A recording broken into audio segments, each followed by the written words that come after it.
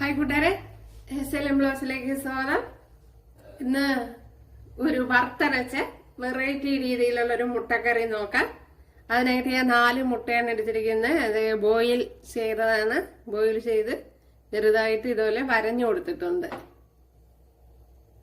അപ്പോൾ വീഡിയോയിലേക്ക് പോവാം. കൂട്ടുകാർക്ക് ഇഷ്ടമായാലൊന്ന് സബ്സ്ക്രൈബ് ചെയ്ത് ഒന്ന് സപ്പോർട്ട് ചെയ്യുക. ഇതിലേക്ക് ഒരു പീസ് ബട്ടർ ചേർത്ത് കൊടുത്തിട്ടുണ്ട്. അതേപോലെ ശകലം നെയ്യൂടെ ചേർത്ത് കൊടുക്കുക. ഗീയും കൂടെ,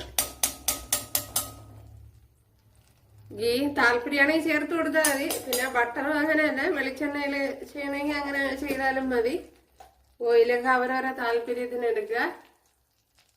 ഇനി ഇതിലേക്ക് സ്പൈസസ് ഒക്കെ ചേർത്ത് കൊടുക്കുക. 3 ഏലക്ക, 3 ഗ്രാമ്പു, ഇതുപോലത്തെ ഒരു പീസ് പട്ട, 1 ടീസ്പൂൺ പെരിഞ്ജീരകം, 2 തക്കോല ഉണ്ടല്ലേ, ഇത്രയും ചേർത്ത് കൊടുക്കാം.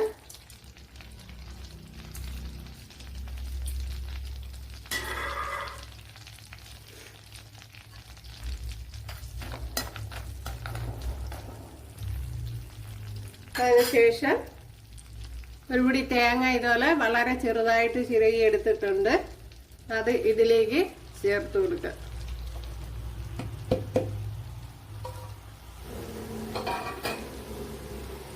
ഇനി ഇതിലേക്ക് ഒരു 5 കുഞ്ഞുള്ളി എടുത്തിട്ടുണ്ട്. അത് ചേർത്ത് കൊടുക്കുക.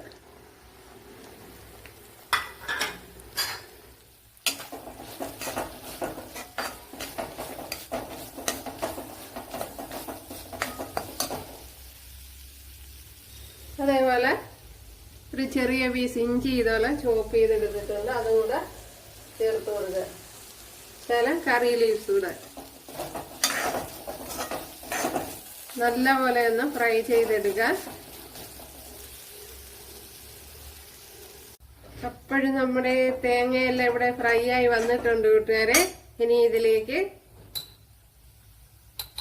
എരിവില്ലാത്ത കുറച്ച് മുളക് പൊടി ചേർത്ത് കൊടുക്കാം.